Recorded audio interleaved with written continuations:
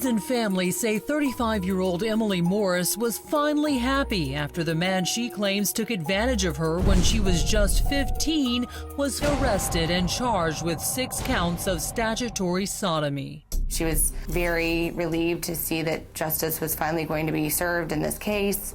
And she was in a great place with her children, working out all the time, emailing and daily texting, this is how many days sober. And I mean, she was in a great spot. Then, just weeks before, when the St. Louis mom tells loved ones the case is set to be resolved, Emilie is found dead on her bedroom floor.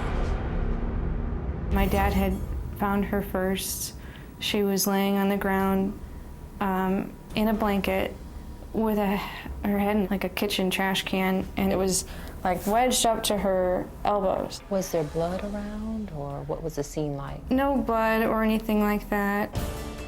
When police arrive, the family tells investigators about Emilie's pending case against James Wilder, her former track coach. But they also mention Emilie's ex-husband, who, quote, pays a large amount of alimony and child care. And they tell cops about an ex-boyfriend with whom Emilie had just recently broken up. So ultimately, was this a homicide investigation? I don't think they knew what they were looking into.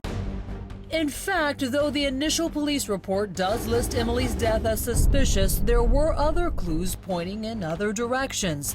Like the parents' report that Emilie had a cold the week before that had turned into an upper respiratory infection.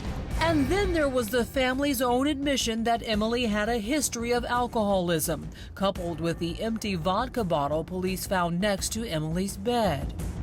I think that they assumed right away that this was she overdosed on alcohol, and that was what we were told basically for the first couple months.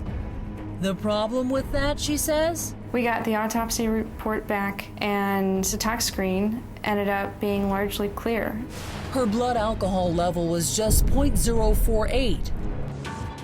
Ultimately, medical examiners find the cause of death to be asphyxiation caused by the plastic trash bag in which her body was found. On the death certificate, the cause of death was suffocation and the manner of death was unknown. Meaning no one could say for sure just how Emilie got into that trash can.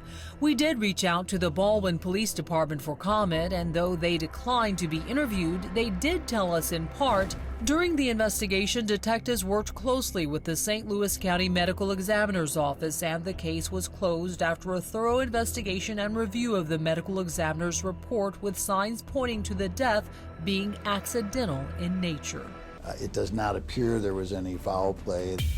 But then Emilie's family also says that no matter how she died, what happened after was almost as shocking. Remember those charges Emilie fought so hard to bring against her former track coach? At the funeral, we were let known that the charges against Wilder were dropped. You heard right. All 6 counts thrown out. There's a law that you have to be able to face your accuser. Since she passed away, Wilder wasn't able to face her in court, and so he was released of all charges.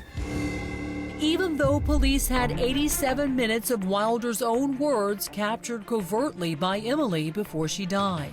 We did something that wasn't right according to our laws these days, right? But I'm not a creeper. So the problem that we had is once Emilie tragically passed away, although we had a statement from Wilder essentially acknowledging the relationship. In Missouri, that's not enough to make the case. We have to be able to prove that the crime occurred, and without her testimony, that was just not possible.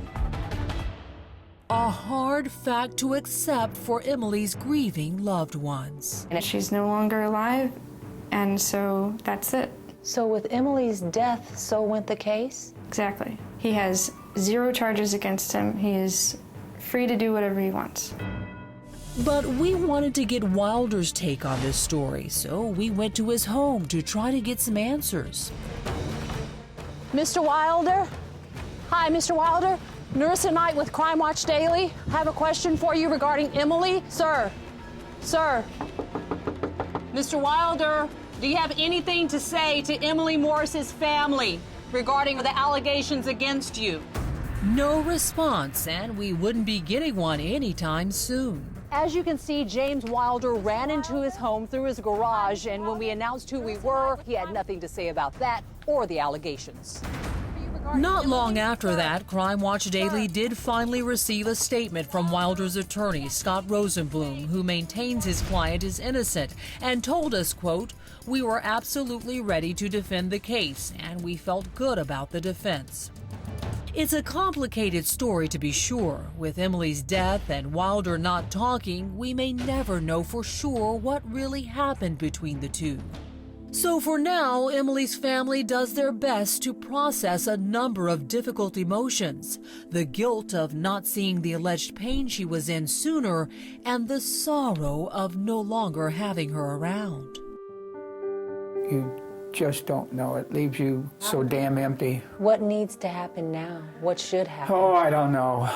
Investigation? I don't know. It doesn't matter how I feel. She's dead. She'll never come back. What's the hardest part been? You know, she was so close, and I think this could have been so good for her to finally reach the end of this torture that she felt about something that happened so long ago. How do you handle not only the loss of your sister, but knowing that the thing that she was trying for the hardest went away because of her death? I'm Chris Hansen. If you like this story, make sure you tune in every day to Crime Watch Daily. You can find where the show airs in your city at crimewatchdaily.com. Watch it live or record it on your DVR and watch it at night. And to all those criminals out there, remember, we are watching.